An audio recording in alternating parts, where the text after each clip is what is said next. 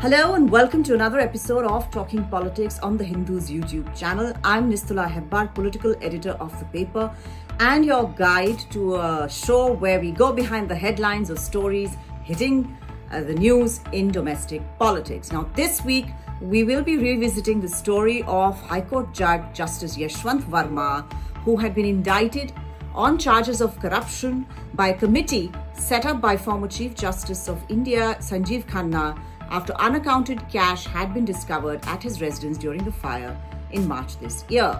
Now, the government has finally announced that it would now be moving to impeach the judge in Parliament. That's the only way, in fact, to remove a judge. And this episode of Talking Politics will look at how we got here and what is the way forward.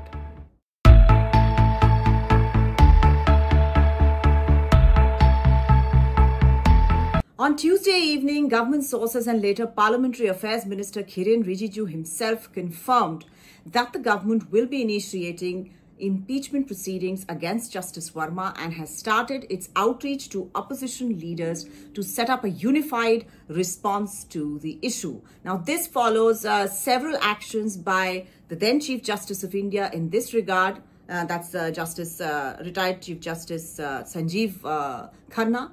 And what he had done was that he set up a 3-member in-house committee of the Supreme Court, and it was constituted on March 22nd, which comprised of the Chief Justice of Punjab and Haryana High Court, Justice Sheel Nagu, Chief Justice of Himachal Pradesh High Court, Justice G.S. Sandhawalia, and Justice Anu Shivaraman of the Karnataka High Court. The committee commenced its probe on March 25th and submitted its report to Chief Justice Khanna on May 4th. While Justice Verma has maintained his innocence over the recovery of unaccounted cash at his residence, the Supreme Court appointed committee has indicted him. Justice Verma, who was transferred to the Allahabad High Court during the controversy, was nudged to resign, but he has refused, prompting Justice Khanna to write to the President of India, Draupadi Murmu, and Prime Minister Narendra Modi to take measures for his removal. Now, this can happen, of course, if Parliament clears an impeachment motion. Now, according to the rules of an impeachment motion, if introduced to the Rajya Sabha, it needs the support of 50 MPs to be admitted. And if in the Lok Sabha, it needs the support of 100 MPs to be admitted. Regardless of where the impeachment motion is introduced, it has to be passed by both houses of Parliament. Now, the government's effort will be that first and foremost, all parties be represented in the letter for moving the impeachment motion submitted before the presiding officers of either of these houses, which have been chosen for this purpose. It could be the Rajya Sabha, and in that case, the letter seeking an impeachment motion to be moved would be submitted to Vice President Jagdeep Dhankar, and in the Lok Sabha, it will be presented to Lok Sabha Speaker Om Birla. Now, secondly, once the process of impeachment gets underway, there should be a unanimity in debates and voting. That, however, is still a while away. Now, the presiding officers of the House, Speaker Birla, as I said, if the impeachment is to take place in the Lok Sabha, or Vice President Dhankar in the Rajya Sabha, will first have to apply their minds whether or not a second inquiry committee is required to go into the allegations, or the one set up by former CJI Justice Khanna would suffice. Now, according to the Judges Act, which looks at all these issues with regard to impeachment, which spells out what is required to impeach a sitting judge or a judge, at the moment a motion of impeachment is admitted by the presiding officer of either house, he is expected to set up a committee of inquiry consisting of a Supreme Court judge or the CJI at that time, a High Court Chief Justice, and an eminent jurist. A report is to be submitted in 3 months, although some interpret this as an open-ended situation. Now, the question is whether this new committee will be set up. If it is, then the impeachment process will be kicked down the road, and if the Supreme Court appointed committee is considered sufficient, it could come as early as the monsoon session of Parliament to be held between July 21st and August 12th. Now, government sources have told us that the Speaker is well within his rights to amend rules with regard to the conduct of Parliament, and therefore this is something that he will have to apply his mind to. Now, the opposition at the time of taping this episode, which is a Friday, had not made its opinion public on whether it will be supporting the government in this endeavor or not.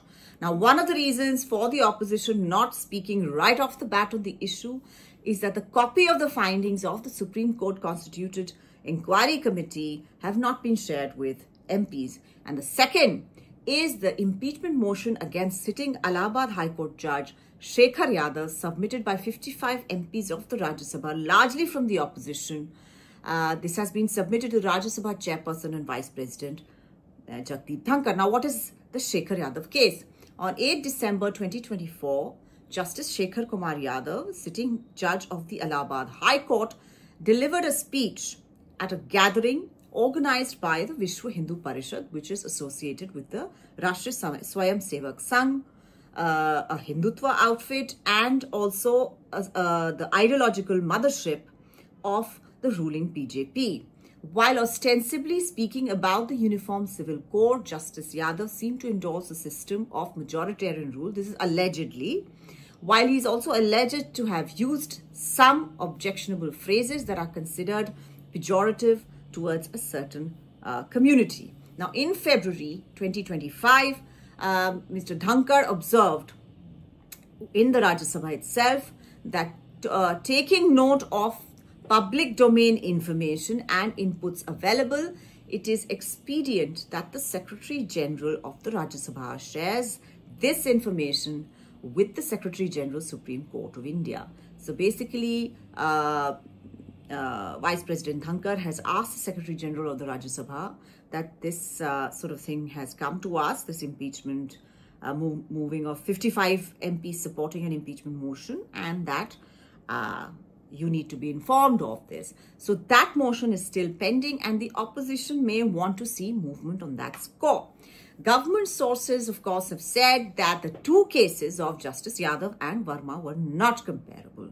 While Justice Yadav's case was on a matter of principles, or as it was described to me as Siddhantic, and with regard to thought, Justice Verma's case was a case with regard to judicial corruption, and that parties across the board should act together. Now, the latest information available is the opposition is also veering towards this view, that a case of judicial corruption cannot be ignored, and none of the opposition parties can see not supporting the government and the perception that it might build. Now, the last time Parliament debated an impeachment motion was in 2011 in the case of Calcutta High Court Judge Justice Soumitra Sen. A motion was moved by 58 members of the Rajya Sabha for the removal of Justice Soumitra Sen. He was a judge of the Calcutta High Court on grounds of misappropriation of funds. The chairman, Rajya Sabha, constituted an inquiry committee on March 20th, 2009 to look into the matter. The committee was made up of Honorable Justice P. Sudarshan Reddy, who was the chairman of that committee, Honorable Justice T.S. Thakur, and Mr. Fali S. Nariman, who's an eminent jurist. And it submitted its report on September 10th, 2010.